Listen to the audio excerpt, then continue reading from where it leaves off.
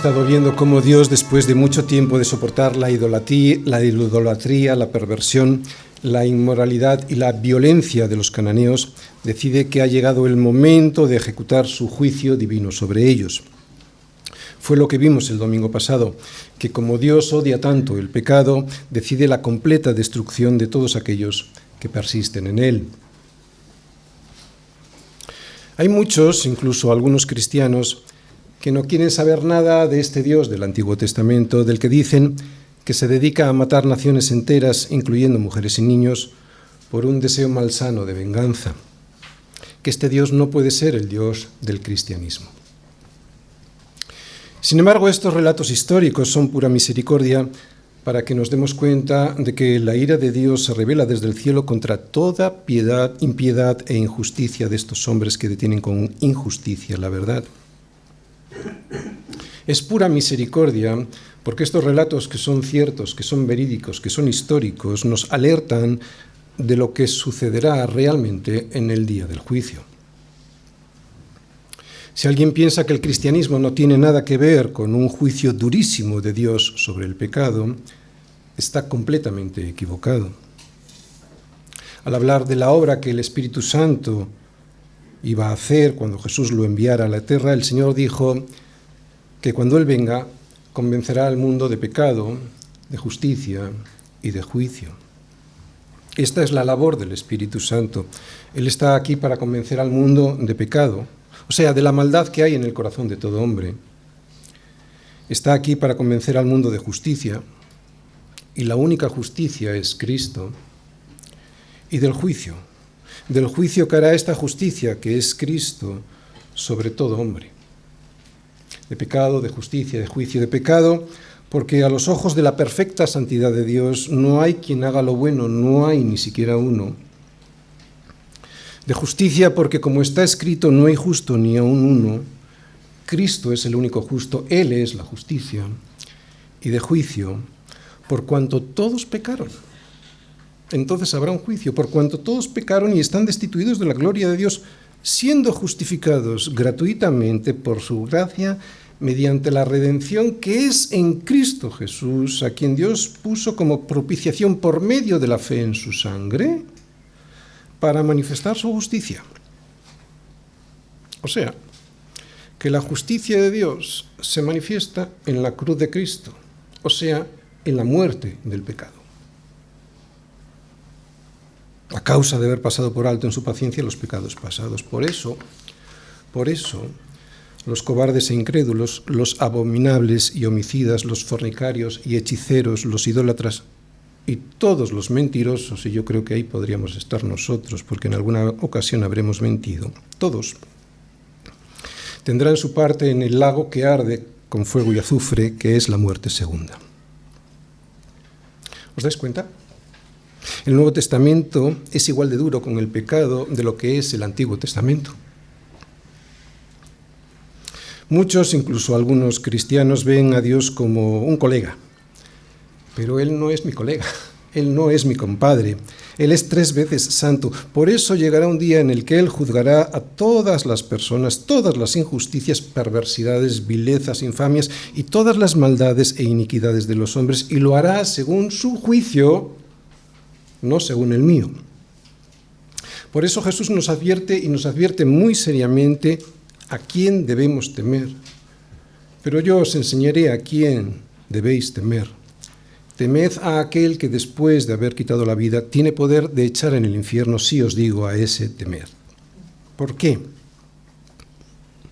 Porque llegará un día en el que todos compareceremos delante de Dios. Unos lo harán presentando sus propias justicias. El problema es que Dios nos ve a todos nosotros como suciedad y a todas nuestras justicias como trapo de inmundicia. Así es como Dios nos califica. A nosotros y a nuestras obras cuando las hacemos fuera de Cristo. Así es como Dios nos ve, nos guste o no. Pero otros, al darse cuenta de su indignidad, comparecerán delante de ese juicio presentando la única justicia que Dios acepta como válida, que es la justicia que Cristo cumplió en nuestro lugar.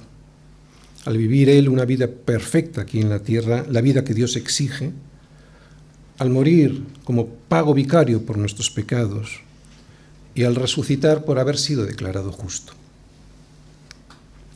Dios va a juzgar a toda la humanidad, que no nos quepa ninguna duda, y va a castigar el pecado. Y lo va a castigar en ellos mismos o en Cristo.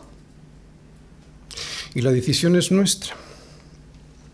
Y en este relato, que es pura misericordia de Dios para nosotros, en este relato vemos a Josué como un tipo de Cristo ejecutando el juicio públicamente que Dios ha establecido sobre el pecador no arrepentido. Esta historia, como tantas otras historias en la Biblia, en donde vemos caer la ira del cielo sobre los pecadores impenitentes, es pura misericordia para aquellos que tienen temor de Dios, para aquellos que no ven a Dios como su colega, sino como el Dios santo de la Biblia, se humillan ante su majestad y se acogen a su misericordia para poder ser salvados de la ira venidera. Esta historia, pues, es pura misericordia para aquellos que se ven reflejados en ella, porque saben que son igual de inicuos que estos cananeos a los que vemos caer bajo la ira de Dios. Por eso aceptan el perdón que Dios les ofrece para no ser castigados por sus pecados y transgresiones en el día del juicio. Todas estas historias son misericordia de Dios a un mundo que cree que puede pelear contra Dios y ganar, y sin embargo todas estas historias nos muestran insistentemente, por eso es pura misericordia de Dios a los hombres, nos muestran insistentemente que la victoria es de Dios siempre. Dios les dio la tierra, Dios les entregó los enemigos en sus manos, Dios peleó por Israel, Dios les dio la victoria. Así que estas batallas que vemos en Canaán no representan otra cosa que la guerra que los hombres mantienen contra Dios. Y nos muestran que después de mucho tiempo de paciencia y advertencias para que los hombres se rindan a su amor y misericordia, la victoria siempre es suya.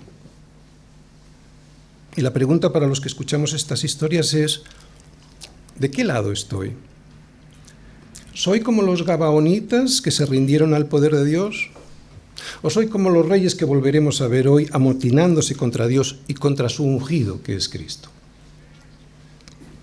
Vamos a verlo, versículos del 1 al 15 del capítulo 11 de Josué.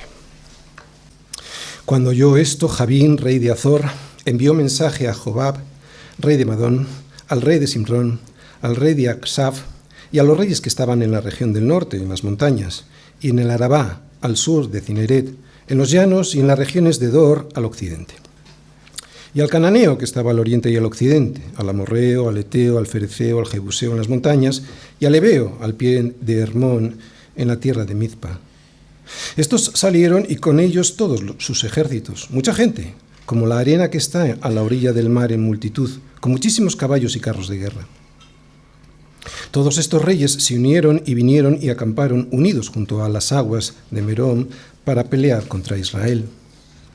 Mas Yahvé dijo a Josué: no tengas temor de ellos, porque mañana a esta hora yo entregaré a todos ellos muertos delante de Israel. Desjarretarás sus caballos y sus carros quemarás a fuego. Y Josué y toda la gente de guerra con él vino de repente contra ellos junto a las aguas de Merom. Y los entregó Yahvé en manos de Israel, y los hirieron y los siguieron hasta Sidón la Grande y hasta Misrefotmaim y hasta el llano de Mizpa al oriente, hiriéndolos hasta que no les dejaron ninguno. Y Josué hizo con ellos como Yahvé le había mandado. Desjarretó sus caballos y sus carros quemó a fuego. Y volviendo Josué, tomó en el mismo tiempo a Azor y mató a espada a su rey, pues Azor había sido antes cabeza de todos estos reinos. Y mataron a espada todo cuanto en ella tenía vida, destruyéndolo por completo sin quedar nada que respirase, y a Azor pusieron fuego. Asimismo tomó Josué todas las ciudades de aquellos reyes y a todos los reyes de ellas, y los hirió a filo de espada y los destruyó, como Moisés, siervo de Yahvé, lo había mandado. Pero a todas las ciudades que estaban sobre colinas no las quemó Israel, únicamente a Azor quemó Josué. Y los hijos de Israel tomaron para sí todo el botín y las bestias de aquellas ciudades, mas a todos los hombres hirieron a filo de espada hasta destruirlos, sin dejar alguno con vida. De la manera que Yahvé lo había mandado a Moisés su siervo, así Moisés lo mandó a Josué, y así Josué lo hizo, sin quitar palabra de todo lo que Yahvé había mandado a Moisés. En guerra contra Dios, una guerra perdida, evidentemente, de antemano. Josué 11, versículos del 1 al 15. ¿Por qué se amotinan las gentes y los pueblos piensan cosas vanas? ¿Por qué se levantan los reyes de la tierra y los príncipes consultan unidos contra el Señor y contra su ungido, diciendo, rompamos sus ligaduras y echemos de nosotros sus cuerdas? ¿Por qué? ¿Por qué si el que mora en los cielos se reirá y se burlará de ellos y luego les hablará en su furor y los turbará con su ira? Salmos 2, versículos del 1 al 5. Hoy, en los versículos que acabamos de leer, reflexionaremos sobre los siguientes temas. Sobre cómo se amotinan los reyes y los pueblos contra un Dios bueno, que solo lo que quiere darles es la paz que su corazón anhela. Veremos cómo insisten en una guerra que ya tienen perdida de antemano porque la están peleando contra Dios. Veremos otra vez cómo el pueblo de Dios vence a enemigos que son mucho más numerosos y poderosos que ellos, y que esto se debe a la obediencia de su pueblo al Señor. Y también veremos otra vez que el Señor es fiel para darles lo que les había prometido en virtud del pacto y su obediencia a Él, a ese pacto. Bien, y todos estos temas los vamos a exponer a través del siguiente esquema. Primera parte, introducción. Segunda parte, los adversarios del pueblo de Dios, versículos del 1 al 5. Tercera parte, veremos el poder, la soberanía y la suficiencia de la ayuda de Dios, versículos del 6 al 9. Y en la cuarta parte, la obediencia de los siervos de Dios, versículos del 10 al 15. Primera parte, introducción. Hemos visto que las victorias del pueblo de Israel les llevaron a tomar el centro y el sur de Canaán, quedándose con sus ciudades y arrasando, como Dios les había dicho, con todo lo que en ellas había. Era el juicio de un Dios paciente y justo sobre unos pueblos criminales e idólatras a los que mandó pasar a filo de espada sin que quedase nada habido en sus ciudades y entregando también a sus reyes en las manos de Israel. Habían conquistado, destruido y eliminado ciudades enteras con sus ejércitos y reyes. ¿Qué pasaría ahora si el ejército de Israel decide subir hacia el norte? Es lo que les faltaba por conquistar de aquella tierra prometida por Dios a su pueblo. Aquella región del norte era más próspera y rica que la que habían tomado al sur. Pero claro, precisamente por esto, al mismo tiempo era una región mucho más poblada y con ejércitos más poderosos y mejor preparados militarmente que los que habían vencido en el sur. ¿Qué pasaría ahora? ¿Qué pasaría si los israelitas se deciden avanzar hacia ellos? ¿Se rendirán estos ejércitos frente al ejército de Israel como hicieron los gabaonitas ante un ejército que sabían que tenía el apoyo del Dios de Israel? ¿O se empeñarían en despreciar el poder del Dios creador de los cielos y de la tierra que les había llevado hasta la misma puerta de sus ciudades? Acabamos de leerlo, acabamos de leer que se empeñaron en enfrentarse al Dios de Israel. Y la primera pregunta sería, ¿cómo puede ser? ¿Cómo puede ser que sabiendo lo que sabían, lo que Dios había hecho con ellos 40 años antes en Egipto, el paso del río Jordán, con el milagro de la retención de sus aguas, la conquista de la ciudad de Jericó, gracias al derrumbe de las murallas, ¿no?, al milagro de la caída de sus murallas, las victorias sobre los reyes amorreos al otro lado del Jordán, ¿no? ¿Cómo viendo cómo habían vencido a todas las ciudades del sur, cómo viendo todo esto, cómo sabiendo lo que sabían, no quisieron darse cuenta de que esta era una guerra que no era normal como todas las guerras, que esta era una guerra contra Dios mismo? ¿Cómo es posible que estos reyes cananeos no quisieran aceptar que es una bendición pertenecer al pueblo de Dios y rindieran sus vidas a Él? El próximo domingo abundaré sobre la respuesta a esta pregunta, pero hoy diré lo siguiente. Todo esto que veo en estas guerras, todo esto me recuerda mucho a mi experiencia con familiares y amigos muy cercanos que no quieren reconocer lo que se ve a simple vista, que Dios está con su pueblo. ¿Cómo puede ser que, aunque todos pasamos más o menos por las mismas dificultades, no vean que la obediencia a Dios produce familias estables, vidas llenas de gozo sin el afán y la ansiedad que caracterizan a este mundo caótico? Confianza en el Señor, a pesar de que a veces tenemos mucho o a veces tenemos poco, nuestras finanzas suelen ser estables y sin sobresaltos, porque Él nos da la sensatez necesaria para poder hacer las cosas bien sin meternos en situaciones que no nos convienen. O que aunque a veces caemos enfermos, estamos agradecidos y ellos lo ven, porque sabemos que incluso las enfermedades tienen un propósito que es bueno para nosotros y para nuestra fe. Por eso nos ven tranquilos. ¿Cómo puede ser que sabiendo que sabemos vivir humildemente y tener abundancia, que en todo y por todo estamos enseñados, así para estar saciados como para tener hambre, así para tener abundancia como para padecer necesidad, no quieran reconocer que Dios está con nosotros y que la guerra ya la hemos ganado? Todas estas historias que vemos en el libro de Josué son mucho más que simples relatos de guerras y de batallas para entretenernos. Son historias que son reales, que Dios usa para que sus hijos podamos aprender cómo es Él, cómo es su santidad, su poder, su soberanía, su fidelidad y el propósito que Él tiene para nosotros. Y también para mostrar a aquellos que no son sus hijos el fin que les espera si no aceptan a Cristo Jesús como su Señor y Salvador. Son historias que nos hacen reflexionar sobre cómo será el juicio de Dios a aquellos que, como el rey de Azor, que aun sabiendo que todas las ciudades del sur habían sido devastadas, siguió adelante en su guerra contra Dios. Los adversarios del pueblo de Dios.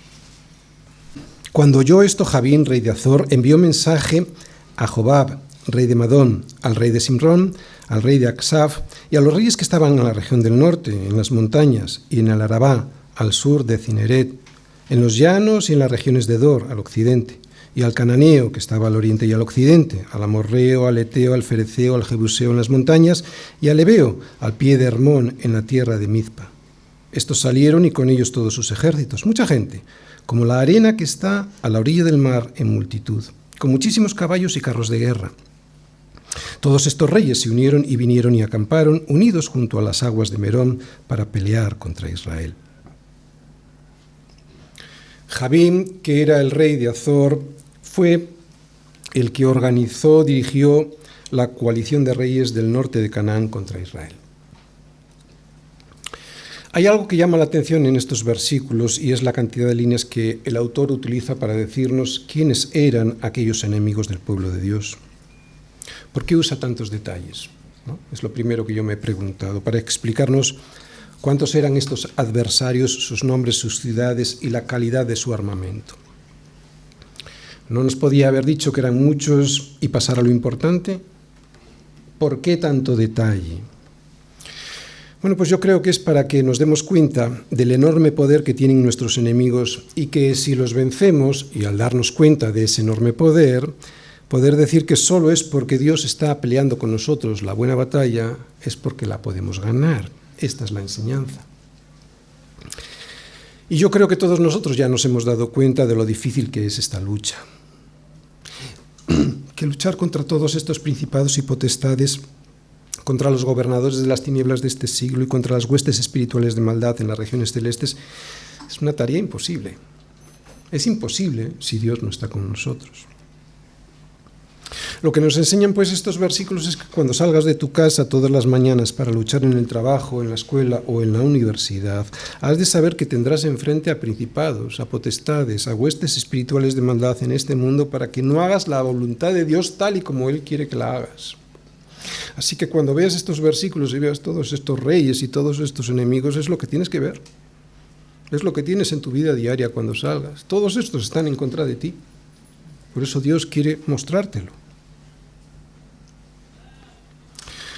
Todos sabemos que lo que vemos en este libro no es simplemente una guerra convencional, ¿no?, de invasión y de conquista. No, no es eso, va mucho más allá, es mucho más que eso. Es la guerra de Dios contra estos poderes que usa Satanás para evitar que su propósito, el propósito de Dios, se cumpla en su pueblo, y para que así, al no cumplir el propósito de Dios en su pueblo, su pueblo, no reciba sus bendiciones.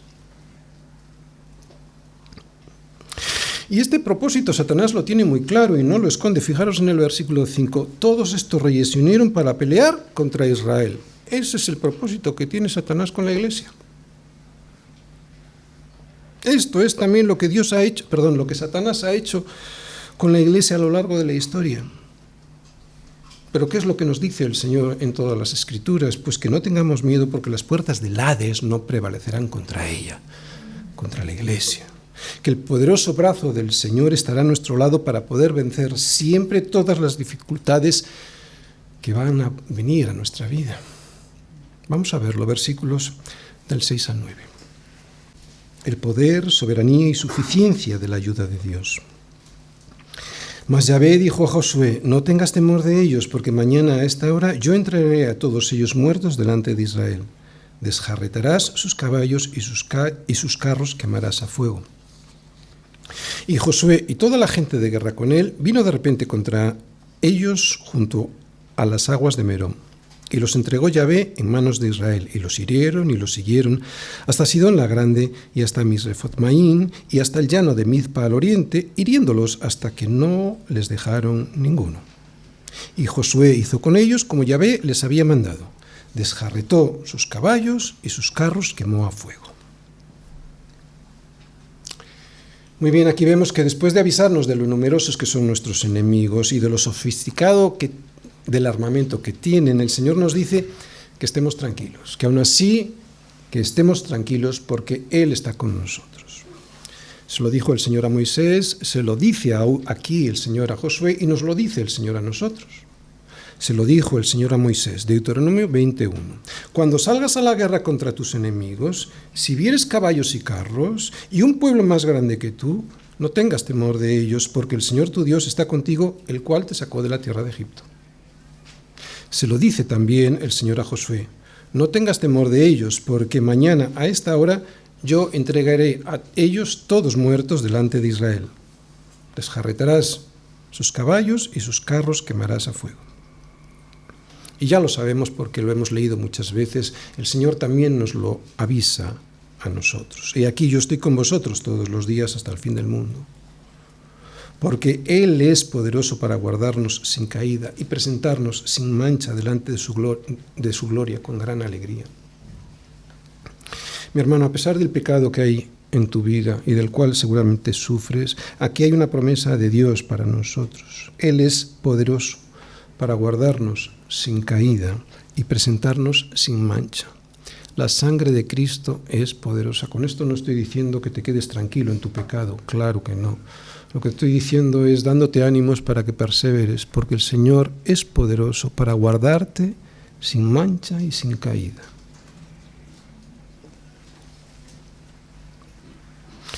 Aquí vemos que la bendición viene cuando confiamos solamente en Dios, sabiendo que en nuestras fuerzas la guerra es imposible de ganar. ¿Para qué? Para que la gloria solo sea para el Señor. Claro. Aquí podemos ver el poder, la soberanía y la suficiencia de la ayuda de Dios. ¿Para qué? Para que cuando ganemos, la gloria se la lleve Él. Pero vemos algo más, siempre vemos algo más al lado de la soberanía de Dios. Vemos que aunque el secreto de Israel no estaba en su estrategia ni en el valor de sus soldados, ahí no estaba el secreto de Israel, aunque tenían estrategia y tenían valor, la soberanía de Dios no excluye la responsabilidad del hombre. Vemos que Josué apareció de repente sobre ellos, que los hirieron y los siguieron hasta no dejar ninguno, que desjarretó sus caballos y quemó sus carros. Así que aquí vemos que la soberanía de Dios no excluye la responsabilidad del hombre, sino que la estimula. ¿Cómo la estimula? Muy sencillo. En la Biblia no vemos que como Dios es poderoso y soberano, es inútil cualquier esfuerzo humano. No vemos eso en la Biblia. Vemos lo contrario, vemos que la soberanía de Dios nos da tal confianza y seguridad que si estamos dentro de la voluntad de Dios, que si no nos dejamos engañar por nuestra propia opinión, nuestro esfuerzo se verá recompensado. Porque la soberanía de Dios no debe producir en nosotros desidia. Como Dios es soberano, me cruzo de brazos. No, todo lo contrario. Lo que debe producir la soberanía de Dios en nosotros es confianza en su poder, lo que nos anima a esforzarnos sabiendo que Dios estará con nosotros en la lucha. Claro. La soberanía de Dios bien entendida no nos encadena al fatalismo. La soberanía de Dios nos libera de nuestros miedos para esforzarnos a hacer lo que Dios nos dice que tenemos que hacer y nos libera porque sabemos que Él tiene el control de cualquier situación.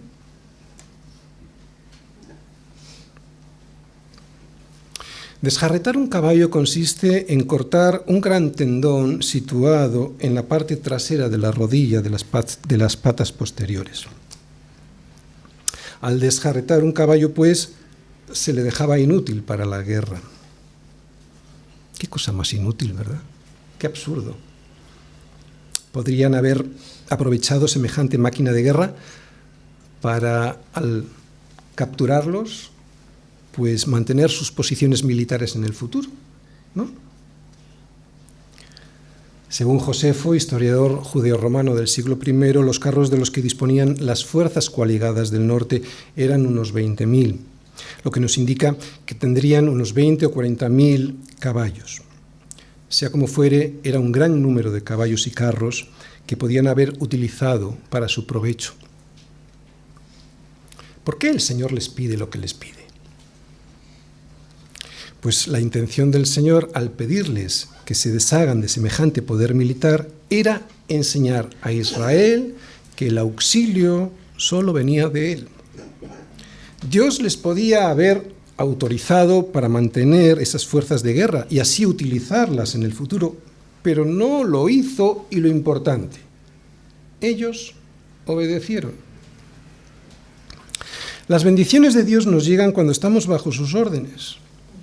Claro, no podemos ser ayudados por Dios y al mismo tiempo hacer lo que nos da la gana, es puro sentido común.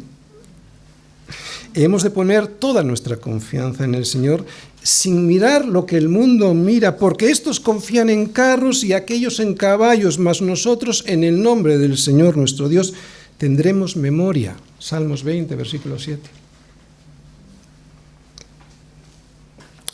Hay quien dice que es difícil distinguir cuándo usar ciertos recursos humanos y cuándo hay que dejarlos aparte confiando solo en el poder de la soberanía de Dios. Yo creo que no es tan difícil. Cuando uno tiene la conciencia limpia por el Espíritu Santo, detecta muy fácilmente a Dios diciéndole: Tony, usa este recurso financiero para conseguir el propósito que yo quiero que tengas, o, ¿sabes qué? No lo hagas porque será una cadena que te llevará por la calle de la amargura. Pero para esto hay que tener la conciencia muy limpia por el Espíritu Santo a través de las Escrituras. ¿Cómo podemos dejar de hacer caso a nuestra propia opinión y cómo podemos ser más sensibles a la voz de Dios? Pues escuchándole cada día más a través de su palabra, gracias al Espíritu Santo y a la Iglesia. Si día a día nos exponemos más a su palabra a través del Espíritu Santo y de la Iglesia, nos iremos dando cuenta poco a poco si tenemos que desjarretar esos caballos o no. Es una cuestión de confianza en el Señor. Vivimos en un mundo en el que estos confían en carros y aquellos en caballos. Pero hemos de recordar que, aunque eran carros y caballos muy numerosos, probablemente fueran adquiridos de una potencia militar como Egipto. Y hay de los que descienden a Egipto por ayuda y confían en caballos, y su esperanza ponen en carros porque son muchos, y en jinetes porque son valientes, y no miran al Santo de Israel, ni buscan al Señor. Isaías 31:1. En la batalla de la ciudad de Ai, y debido a la falta de oración y al pecado de Acán, Dios dejó de pelear con su pueblo e Israel perdió frente a un ejército más débil y poco numeroso. Desde que recuperaron la comunión con Dios, pudieron escucharle, dándoles ánimos y las instrucciones necesarias para las siguientes victorias. Este era el secreto de Israel ayer y este debe ser también el secreto de la Iglesia hoy, que si Dios es con nosotros, ¿quién contra nosotros? La Iglesia no vence porque tenga carros o caballos, que los puede tener. La Iglesia no vence porque tenga dinero, recursos financieros, medios materiales y humanos, grandes hombres preparados en teología. Gloria a Dios si Él nos permite usar esos carros y esos caballos. La Iglesia vence, no en el mundo porque ahí se puede vencer con semejantes carros y caballos, sino en el reino de Dios. La Iglesia vence en el reino de Dios cuando su presencia, la presencia de Dios, está a su lado, a pesar de que Él le ordene desjarretar esos apoyos en los que a veces confiamos tanto. ¿Cómo podemos tener la presencia de Dios con nosotros? Pues si le buscamos, si confesamos nuestros pecados, resumiendo, si le obedecemos. Versículos del 10 al 15. La obediencia de los siervos de Dios. Y volviendo Josué, tomó en el mismo tiempo a Azor y mató a espada a su rey, pues Azor había sido antes cabeza de todos estos reinos. Y mataron a espada todo cuanto en ella tenía vida, destruyéndolo por completo, sin quedar nada que respirase, y a Azor pusieron fuego. Asimismo tomó Josué todas las ciudades de aquellos reyes y a todos los reyes de ellas, y los hirió a filo de espada, y los destruyó como Moisés, siervo de Yahvé, lo había mandado. Pero a todas las ciudades que estaban sobre colinas no las quemó Israel, únicamente a Azor quemó Josué. Y los hijos de Israel tomaron para sí todo el botín y las bestias de aquellas ciudades, mas a todos los hombres hirieron a filo de espada hasta destruirlos sin dejar alguno con vida. De la manera que Yahvé lo había mandado a Moisés su siervo, así Moisés lo mandó a Josué, y así Josué lo hizo, sin quitar palabra de todo lo que Yahvé había mandado a Moisés. Hasta 3 veces se dicen en estos versículos, en estos 15 versículos, que Josué obedeció a lo que Dios había mandado. Versículo 9, versículo 12 y versículo 15.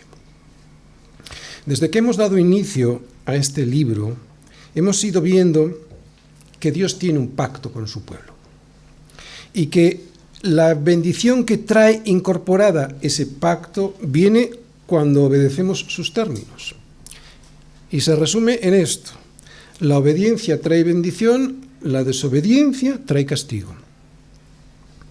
Así se lo dice el Señor a Josué al inicio de su ministerio como jefe del ejército de Israel. Mira, solo esfuérzate y sé muy valiente. ¿Para qué? Para cuidar de hacer conforme a toda la ley. O sea, Josué, ¿para qué tienes que ser valiente y para qué tienes que esforzarte? Para cuidar de hacer conforme a toda la ley, la que mi siervo Moisés te mandó. No te apartes de ella ni a diestra ni a siniestra. ¿Para qué? Para que seas prosperado en todas las cosas que emprendas. ¿Os dais cuenta para lo que tenía que ser valiente y para lo que tenía que esforzarse? Para obedecer. Los términos del pacto que Dios ha hecho con nosotros son tan sencillos como estos: si obedeces te daré lo prometido, si desobedeces sufrirás la derrota en el campo de batalla y te quedarás sin lo que te prometí. Y has de obedecer incluso aunque lo que Dios te mande te parezca absurdo. Lo acabamos de ver. El Señor les manda desjarretar los caballos y quemar los carros del rey Azor, cuando resulta que los podían haber utilizado para defenderse de sus enemigos en el futuro. Así que la enseñanza es muy simple. Debemos obedecer por fe lo que sabemos que tenemos que hacer, porque eso nos va a traer la bendición de Dios en el trabajo, en la escuela, en el matrimonio, en los estudios, en las relaciones personales. ¿Cuántas veces pensamos que Dios nos manda obedecer cosas que nos parecen absurdas, cuando resulta que si obedecemos nos damos cuenta que Dios tenía razón al cerrarnos el paso? Por ejemplo, El mundo te puede decir que es absurdo no tener relaciones sexuales en el noviazgo. ¿Por qué? Bueno, ellos dicen que porque así de esa manera pues tú puedes saber si con la persona con la que estás pues es la indicada para casarte, ¿no? Pero nosotros sabemos que Dios es mucho más sabio que todos ellos y Él nos manda a esperar hasta después del matrimonio por muy buenas razones, todas ellas santas. Primero porque el amor no es sexo, el amor es entrega. Es entregarlo todo muriendo a uno mismo como hizo Cristo por su iglesia. Grande es este misterio. Y si obedecemos este misterio, haciendo las cosas tal y como Dios nos manda, podremos mostrar a Cristo a los demás a través de nuestro matrimonio, porque ese es el objetivo del matrimonio.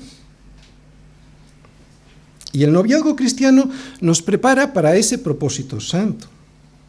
Este es el propósito del matrimonio, poder mostrar a Cristo, y ahí podré ver en el noviazgo si esa persona es la indicada para casarme con ella o no. No en el sexo. Es un ejemplo, ¿eh? Por eso, si tienes relaciones antes de casarte, lo que estás haciendo es desviar la atención que Dios le quiere dar a tu compromiso, que es Cristo en medio vuestro, para centrarte en ti y en tu placer. Y no hay nada más egoísta que esto. Y esto es lo que le estás entregando a tu pareja. Egoísmo. Tu egoísmo. Al mundo le parece absurdo obedecer a Dios de esta manera. Sí, pero es que el mundo no conoce los propósitos de Dios para sus hijos, ni entiende cómo es su santidad. Exactamente igual que en los tiempos de Josué. Obedecer para Josué significaba eliminar por completo a aquellos pueblos de la tierra de Canaán. A nosotros nos puede parecer que estas normas, que estas órdenes de Dios son absurdas, ¿no? Incluso innecesariamente crueles, pero esto es porque no entendemos el contagioso cáncer que infectaba a Canaán. Nos jactamos de ser más buenos que Dios, y con ello lo único que demostramos es que no tenemos ni idea de la santidad de Dios, ni de lo peligroso que es la contaminación del pecado que había en Canaán. Versículo 15. De la manera que Yahvé lo había mandado a Moisés su siervo, así Moisés lo mandó a Josué, y así Josué lo hizo. Fijaros lo que está subrayado. Sin quitar palabra de todo lo que Yahvé había mandado a Moisés. ¿Qué tenemos aquí? Aquí tenemos un buen modelo de siervo de Dios, cuya característica principal es la obediencia a sus mandatos, sin quitar, como pone ahí, ni una sola palabra de lo que Él nos dice en las Escrituras. Y si quieres un modelo mejor, que es Jesús, Él nos dice: yo hago siempre lo que le agrada al Padre. Juan 8:29. Un buen pastor del pueblo de Dios no es aquel que se caracteriza por tener una gran cantidad de caballos y de carros en su iglesia, o por tener un edificio impresionante a los ojos de los hombres, o por tener un grupo de jóvenes muy marchoso y muy divertido, o por tener un grupo de música que suene fantástico. Todo esto está muy bien y puede impresionar al mundo, pero ¿sabes lo que realmente le impresiona a Dios? Lo que realmente le impresiona a Dios es que le obedezcas. Es cierto que muchas veces nos manda a hacer cosas que nos parecen absurdas, como desjarretar caballos y quemar carros del rey Azor, pero lo hace para que podamos confiar plenamente en su poder y en su soberanía. Él puede darnos, si lo desea, todas estas cosas y más. Pero lo que Él quiere antes de ti es obediencia. Por algún motivo vemos en este libro brillar la obediencia de Josué y de su pueblo. Y sin duda es para que aprendamos lo que origina la desobediencia. La palabra de Dios es infalible, por eso ha de ser nuestra guía en todo lo que concierne a nuestra vida de santidad y piedad. La bendición siempre vendrá después de la obediencia, no antes. Y esta obediencia, como acabamos de ver, ha de ser incondicional. Una obediencia plena, que no quite ni una sola palabra de todo lo que el Señor nos diga en ella, por muy absurdo que nos parezca. Tal vez nunca entendamos los motivos por los que Dios nos manda deshacernos de caballos y carros, pero debiera ser suficiente saber que es Él quien nos lo manda. Termino. Hemos visto a un pueblo que estaba en guerra contra Dios, cosa muy absurda, porque evidentemente era una guerra que tenían perdida antes de comenzarla. La pregunta para nosotros hoy es, ¿de qué lado estamos? Formamos parte del pueblo de Dios porque confiamos en sus mandatos plenamente y por eso desjarretamos caballos y quemamos carros cuando el Señor nos lo pide. Somos de esos tibios, esos que confían en su propia opinión, que les dice esa propia opinión que eso es absurdo, que los pueden utilizar para defenderse en el futuro, engañándose a sí mismos, porque lo que realmente lo que quieren es el brillo de los carros y de los caballos.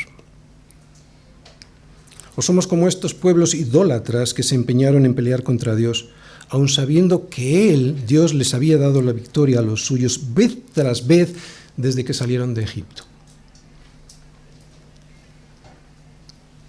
Hemos visto la obediencia de un líder y de su pueblo a los mandatos de Dios, por muy absurdos que pudieran parecer a los ojos de los hombres. Y hemos visto también a unos pueblos que se obstinaron en permanecer al margen de las bendiciones de Dios, a pesar de haber tenido el conocimiento de que era un Dios todopoderoso y soberano. Y mi hermano, o si nos visitas, no te equivoques.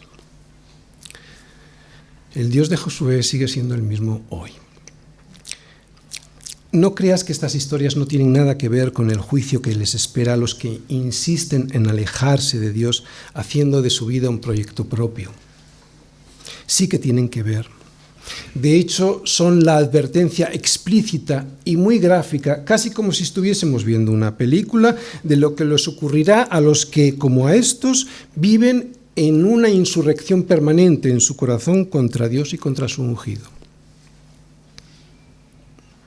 Dios es el mismo. Y al igual que vemos el juicio sobre estos pueblos, a los que soportó durante siglos sus locuras, crímenes, vicios y transgresiones, también juzgará a todos los que hoy se empeñan en pelear contra Él. Cuando esto se lo dices a la mayoría de las personas, dicen, yo no peleo contra Dios. Sí, no te engañes. Recuerda que no hay quien haga lo bueno, que no hay ni siquiera uno. Y que como está escrito, no hay justo ni aun uno. No creas que eres diferente, estás peleando contra Dios. Así que no dejes pasar más el tiempo. Si todavía no te has rendido a Cristo, recuerda que la derrota de los ejércitos aliados del norte les vino del Señor, no de Israel, les vino del Señor. ¿Por qué? Porque endurecía el corazón de ellos para que resistiesen con guerra a Israel. ¿Para qué? Para destruirlos, y que no les fuese hecha misericordia, sino que fuesen desarraigados, como Yahvé lo había mandado a Moisés. Cuidado, porque el resultado de un corazón empeñado por largo tiempo en despreciar la misericordia de Dios, misericordia que nos es dada a todos a través de la muerte de su Hijo en una cruz, el resultado será que Dios endurecerá tu corazón para que no tengas la oportunidad de arrepentirte. Está en todas las Escrituras. Lo digo porque hay mucha gente que me dice, bueno, más adelante yo ahora voy a vivir mi vida, luego ya si eso, yo ya si eso, yo ya si eso. No, el resultado, como estamos viendo, de un corazón empeñado por largo tiempo en despreciar la misericordia que Dios nos ofrece a todos a través de la muerte de su Hijo en una cruz, será que Dios va a endurecer tu corazón para que más adelante no tengas la oportunidad de arrepentirte. La misericordia de Dios es gratuita para todos, pero el Señor tiene su tiempo. Busca al Señor mientras pueda ser hallado. Llámale mientras pueda estar cercano. ¿Por qué? Porque no siempre podrás ser hallado, porque no siempre lo tendrás cercano. Aprovecha la oportunidad, porque hoy puedes hallar a Dios en este capítulo de Josué. Aprovecha la oportunidad porque hoy lo tienes cercano. Amén.